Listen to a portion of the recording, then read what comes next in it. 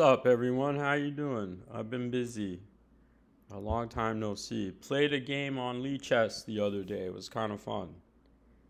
How y'all doing? This dude,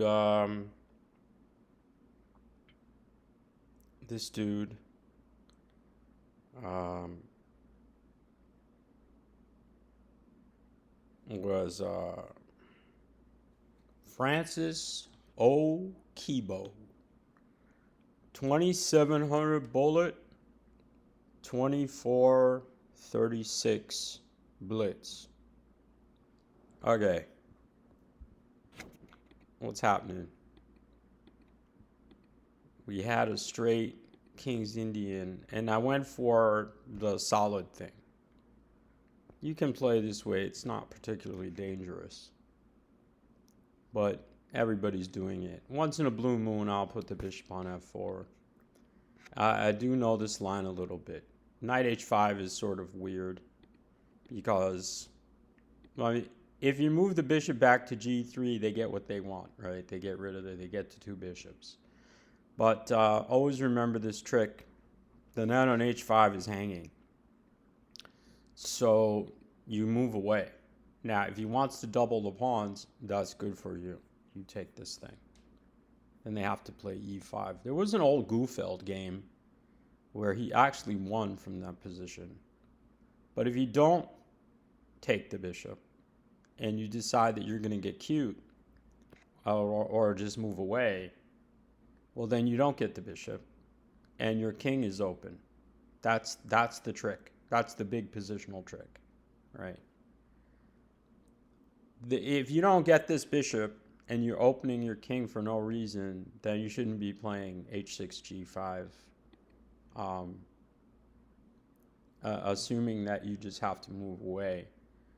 Incidentally, you can think about trying e5 here and just leave the knight, because you sort of can't take it because you get Noah's Arked, and you do get the dark bishop. So I think if they play e5, you have to think of something. I'm not sure what to do. Maybe I will just simply play, well, this one's hanging all of a sudden. So you might have to play, if you play d5, then maybe they get f5. And they start actually to get frisky. I'm not sure what the antidote to e5 is.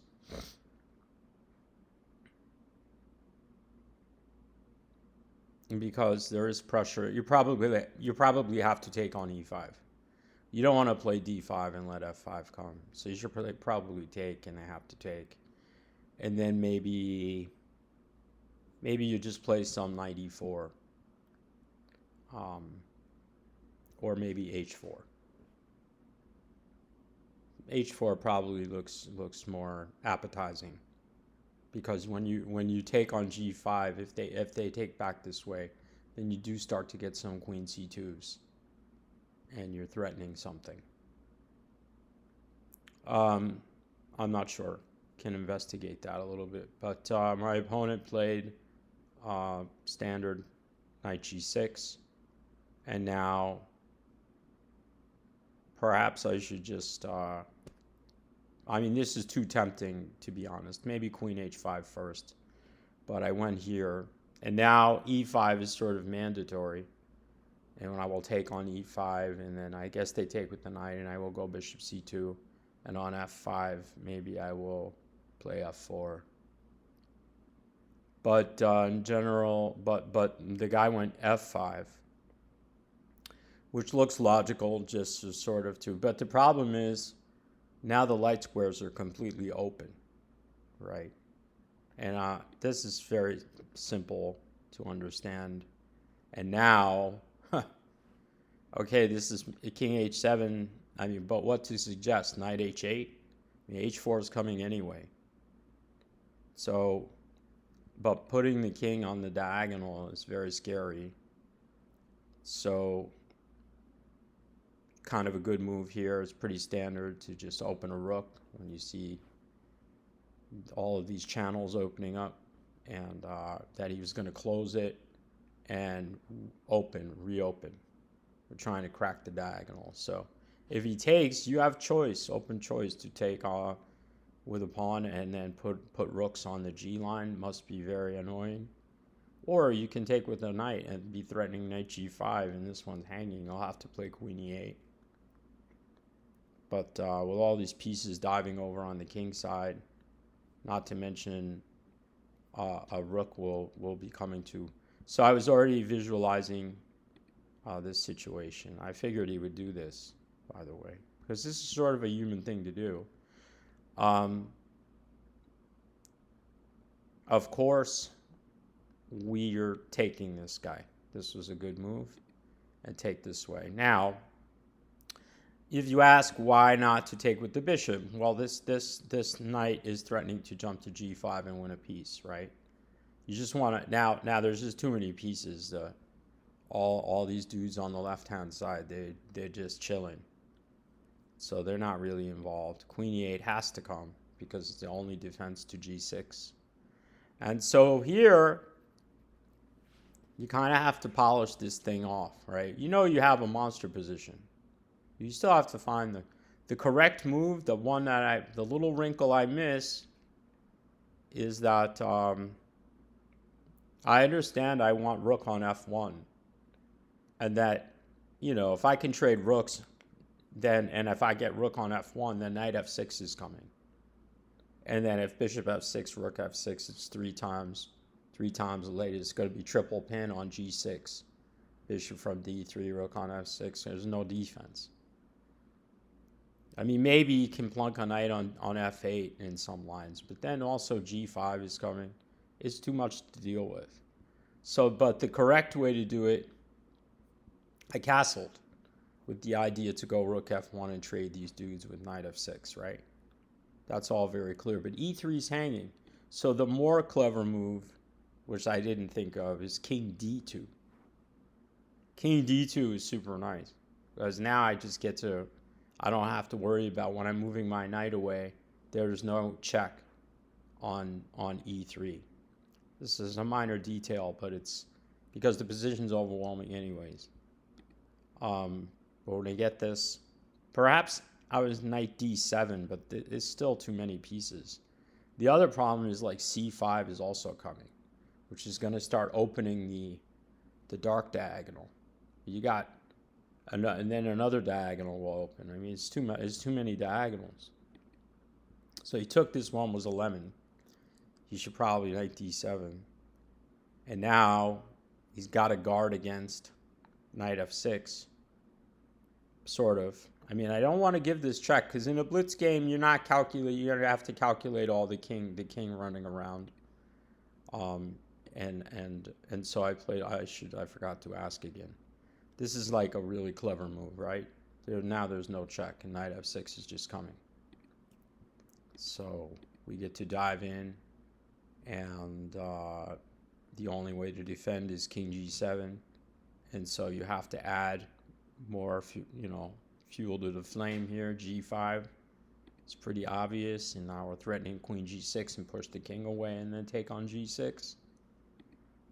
And so that's the only move, right? So now we take this and we get this position. And here, I don't want him to play queen H1 and take on G2 with check, and then my dude on G3 can be hanging. So another pass, or waiting move, or prophylaxis against the threats. But I didn't have to. Like, I played A3 in this position because this is a new skill that I'm sort of learning in my old age. That when your opponent's position sucks, you can just pass. Like, you can just make one small adjustment in your position just to make sure, like safeguard a king, because the position doesn't change. It still sucks. There's no, I just avoid all the threats and I park my king, and then C5 comes and bishop C7, bishop D6 is mate, right? However, just like king D2 is more accurate than castles, C5 is more accurate than A3. Because there is a mate. If he takes on, if he goes H1 and I move and he takes on G2 and king C3, queen takes D6, there is queen f6 check. And then if king g8, there's bishop c4. And then, king h7, there's queen h6 mate. There's also, if he goes to e8, there's bishop g6.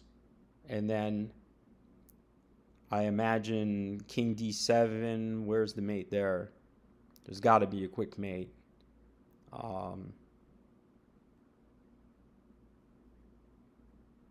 There's got to be a quick mate there.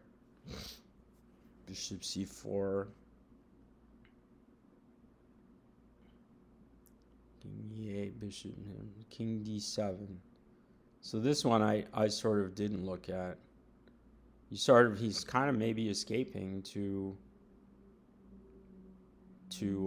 there's got to be something there from d7.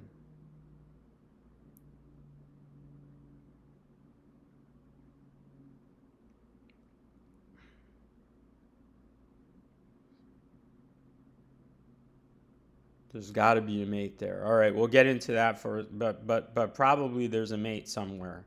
King on d7. Where the hell is it? I'm not sure. Queen f7, he runs. Bishop e4.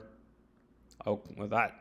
Oh wow. Well, queen f7, king c6, bishop c4, king b5, queen b3.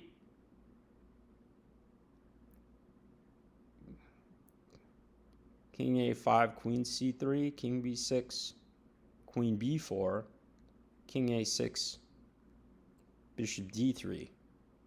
Oh, that's too complicated. I don't want to get into all of that. We'll look at it, and it's probably made somewhere. But I went a3, and then bishop g4. He has to start developing pieces, and now c5. And we're breaking the chain. He doesn't have to take it. That's a blunder. But it's still now bishop d6 is hell on earth. And now push him in the corner and bishop e5. He can't play queen takes e5 because queen h6 is mate. It was also defended.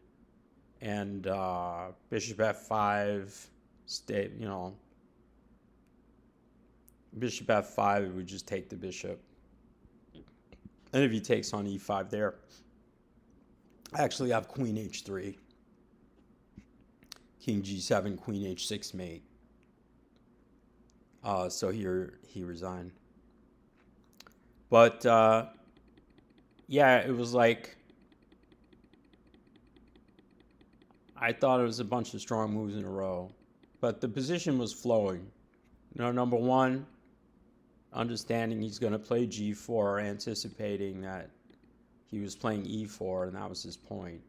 And this position's too strong. If now we get realistic, king d2 is like lights out, and this one this was a blunder. Like he had some defense here. Like he did have some defense here actually. It's gonna go over +2. It's probably gonna wind up being like, I don't know. It could be +3 actually. When the plies start going down, or maybe not, maybe 2.3. Bishop d7 certainly didn't cross my mind. I would have only considered knight d7. And then you see in the knight d7 line, this king b1 prophylaxis is kind of important, because the main gist is that you do want to include this dark bishop and start cracking down once these dark squares get cracked down, the whole thing it's too much. You're on a kingside attack, and now you're on a spatial attack. You're on space invaders on top of everything. But bishop d7, no, it's going down. Bishop d7, I don't understand this move.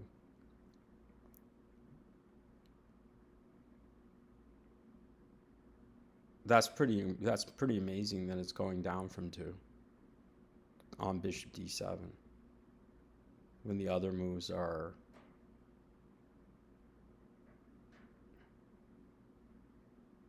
I mean, would you really ever think of bishop d7? That is fucking crazy to me.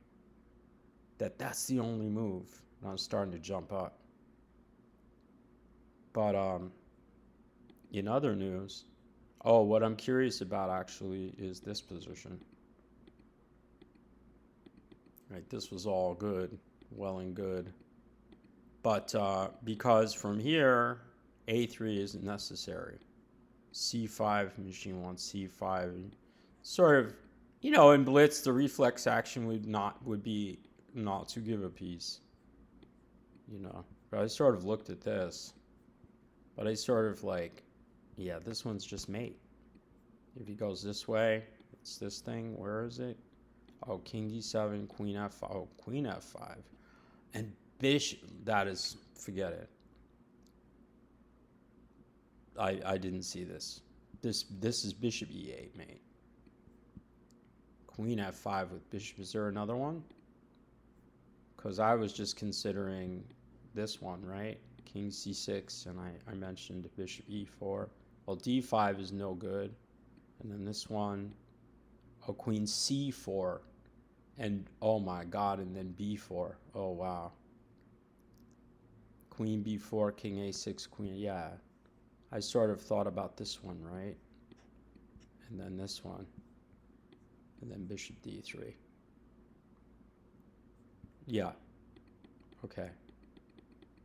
These mating patterns are always lots of fun, but you have to count everything. So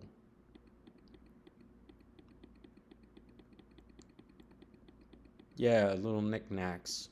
So yeah, guys, we've been playing some cards. I got deep in one good thing, and it was a mystery bounty with like 1,700 runners, and we were like 40 of us left, and we ran ace 10 into ace deuce, but still was reasonable. Pulled an envelope too, which was kind of fun. If you've ever played mystery bounties, you get to stick your meat hooks in the bin and snap up an envelope. But it wasn't a huge envelope, but it's still kind of fun. Yeah, if we hold there, then we're really threatening to make a deep run. But in general, we're enjoying some. They just wrapped up restaurant week, so we went out like every night for some gourmet meals, and we're still trying to make some progress. But this game happened last night. I was kind of in the zone. When you focus a lot on something hard, everything becomes easier. When I was like 30, I took Dvoretsky course. I had already quit chess. I wasn't playing chess. But they had Dvoretsky came into New York City with Yusupov. And I sat in the class for 2 weeks and focusing super hard on chess. But I never played any more tournament chess or gave up. And then, but the next month, just from the vibrations and echoes of the course, everything else in my life skyrocketed. I played a pool match in a pool team that I literally just ran all the racks in a row, and that was unusual for me. So when you're very, very locked in, you become capable of doing anything. So yeah, this game was good for like 4 in the morning. Okay, guys, hope everything's good with you, and I'll see you next time. Take care.